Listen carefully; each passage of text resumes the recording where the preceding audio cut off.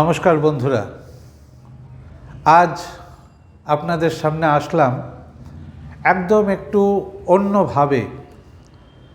আমরা আজ থেকে শুরু করলাম আমাদের যাত্রা।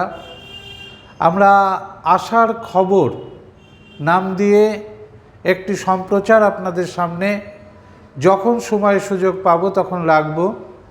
এইখানে আপনারা সমস্ত কিছু ভালো বা পজিটিভ নিউজ এখানে পাবেন। আমরা গত 8ই ডিসেম্বর তেহট্ট বিডিও অফিসের পিছনে যে হাট বসে তার পিছনে যে নদীর ধার আছে সেই নদীর ধারে একটা পাকা ডাস্টবিন তৈরি করা হয়েছিল এবং সেখানে সমস্ত মানুষ আবর্জনা ফেলে জায়গাটিকে এমন দূষিত করে তুলেছিল, সেটি আমরা আমাদের এই সংবাদ মাধ্যমে সম্প্রচার করেছিলাম। অত্যন্ত আনন্দের খবর, অত্যন্ত আশার খবর যে আমাদের সেই সম্প্রচারের পরে তেহট্ট 1 এবং তেহট্ট 2 এর বিডিও সাহেব তারা ওই জায়গাটি সংস্কারে হাত দেয় এবং সেই পাকা ডাস্টবিন যেটা করা হয়েছিল সেটিকে ডিস্ট্রয় করা হয় এবং সেখানে আবর্জনা সেখান থেকে সরিয়ে ফেলা হয়, জায়গা পরিষ্কার করা হয় এবং সেখানে একটি নোটিশ বোর্ডও লাগিয়ে দেওয়া হয়। তা এই যে একটা ইতিবাচক খবর, সেই ইতিবাচক খবর আপনাদের সামনে আমরা নিয়ে আসার আগে প্রথমে 8ই ডিসেম্বর কি অবস্থা হয়েছিল এবং 14ই ডিসেম্বর সেটা পরিষ্কার করে কি অবস্থায় আছে সেটি আপনাদের দেখানোর চেষ্টা করছি। আপনারা সেটি দেখুন। গত 8ই ডিসেম্বর তেহট্ট ব্লক অফিসের পিছনে যেখানে বর্তমানে হাট বসে সেই হাটের পিছনে নদীর ধারে একটি পাকা ডাস্টবিন তৈরি করা হয়েছিল। আমরা প্রশ্ন তুলেছিলাম, নদীপ্রেমী মানুষ, নদীর ধারে কি করে একটি পাকা ডাস্টবিন তৈরি হতে পারে এবং সেইখানে মানুষ তাদের সমস্ত কিছু আবর্জনা এই নদীর ধারে ফেলছিল। এই ছিল পৌঁছে গিয়েছিল প্রশাসনের কানে। আমরা অসংখ্য ধন্যবাদ জানাই ব্লক প্রশাসনকে। তেহট্ট 1 এবং তেহট্ট 2 এর বিডিও সাহেবের উদ্যোগে আমাদের সেই খবরের উপর ভিত্তি করে এই স্থানটিকে পরিষ্কার করার কর্মযজ্ঞ চলছে 14ই ডিসেম্বর। আপনারা দেখছেন জেসিপি দিয়ে এই স্থান পরিষ্কার করার চেষ্টা হচ্ছে। এখানকার সমস্ত আবর্জনাকে ফেলে দেওয়া হয়েছে এবং পাকা ডাস্টবিন যেটি তৈরি করা হয়েছিল সেটিকেও ভেঙে ফেলা হয়েছে। আমরা নদীর ধারের এই দৃশ্যই তো দেখতে চাই। আমরা ব্লক প্রশাসনকে আন্তরিক ধন্যবাদ জানাই আমাদের ডাকে সাড়া দেবার জন্য।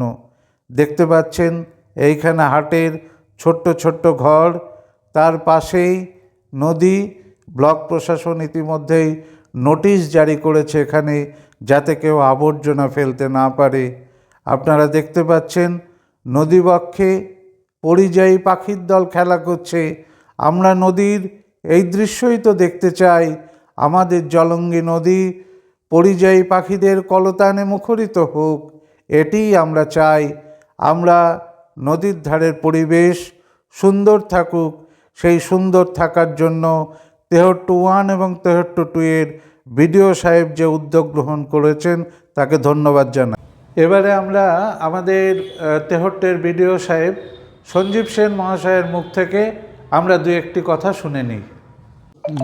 আমি সাধারণ মানুষের কাছে এটা বার্তা একাধিকবার, সাধারণ মানুষ জানেন যে আমাদের নদীর গুরুত্ব কী, আমাদের খাল বিল বা জলজ সম্পদ ছাড়াও বাকি অন্যান্য প্রাকৃতিক সম্পদের গুরুত্ব কী এবং ওগুলো যে আমাদের ভুল অভ্যাসের জন্য আস্তে আস্তে শুকিয়ে যাচ্ছে বা বিলুপ্ত হয়ে যাচ্ছে এর মানুষ জানে। কারণ বহু মানুষের সাথে আমি কথা বলেছি, জলঙ্গি সংরক্ষণ সকলে চান। প্রত্যেকটা মানুষ, এমন কোনো ব্যক্তি নেই যিনি জলঙ্গি সংরক্ষণ চান না বা এলাকাকে সুন্দর রাখতে চান না। কিন্তু তা সত্ত্বেও আমরা আমাদের অভ্যাসে সামান্যতম পরিবর্তন আনতে আমাদের অনীহা থেকে যায় যে না, এই কেউ দেখছে না তো তাহলে ফেলে দিই, এখানে কেউ দেখছে না তো তাহলে চাইনা জাল ফেলে দিই জলঙ্গিতে, কেউ দেখছে না তো তাহলে বাঁধাল দিয়ে দিই। ঠিক আছে, তাদের খুব ক্ষুদ্র কিছু স্বার্থের জন্য তারা এত বড় বড় ক্ষতি আমাদের হয়ে যায়। আমরা পদক্ষেপ করে আমরা হয়তো ওটাকে পরিষ্কার করে দিচ্ছি বা জাল তুলিয়ে দিচ্ছি, বাঁধাল তুলে দিচ্ছি, কিন্তু এটা একের বিরুদ্ধে লক্ষ্যের লড়াইয়ে কখনোই জেতা যায় না।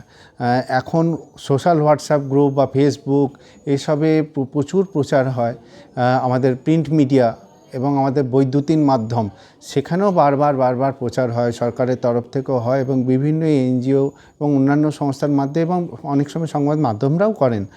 সেটা মানুষ বোঝেন, মানুষ জানেন, কিন্তু পরীক্ষা হচ্ছে যে আমি একা করছি, কেউ যখন দেখতে পাচ্ছে না আমি একা করছি, আমার একাতে কিছু হবে না, কিন্তু এইটা দেওয়া বা ওই চায়না নেট, ক্ষুদ্র সাইজের ফিশিং নেট দেওয়া, এই ক্ষুদ্র স্বার্থের উতরে আসতে হবে। এটা করলেই কিন্তু আমরা আমাদের যে হিউজ প্রাকৃতিক সম্পদ সেটাকে আমরা উপভোগ করতে পারবো এবং আমাদের ভবিষ্যৎ প্রজন্মের জন্যও রেখে যেতে পারবো। আপনারা বিডিও সাহেবের বক্তব্য শুনলেন। আমরা আশা করি প্রশাসন যেমন এগিয়ে এসছে তেমনি মানুষ এগিয়ে আসুক, আমাদের জলঙ্গি বেঁচে থাকুক আমাদের হয়ে। সোশ্যাল মিডিয়া প্ল্যাটফর্ম থেকে ক্যামেরা ও ভাষ্যে অজয় দত্ত, তেহট্ট, নদিয়া।